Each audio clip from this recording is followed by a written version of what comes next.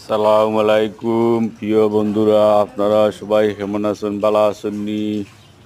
দেখতে পাররা আমার দুইটা বিড়াল অনেক অনেক কিউট।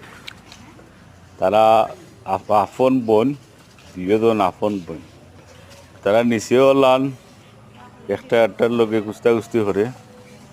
এখন তারা মনে চাইছে আর কি গাছও ইত্যা দিয়ে কুস্তি যাই হোক, এটা ছোটো মোটো গাছ আছে, এখান থেকে ফললে কোনো সমস্যা হইতো না।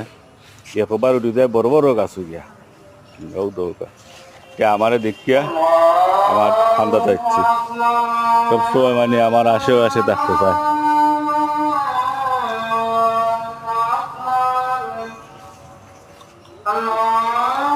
ভালো লাগলে লাইক কমেন্ট শেয়ার করবা।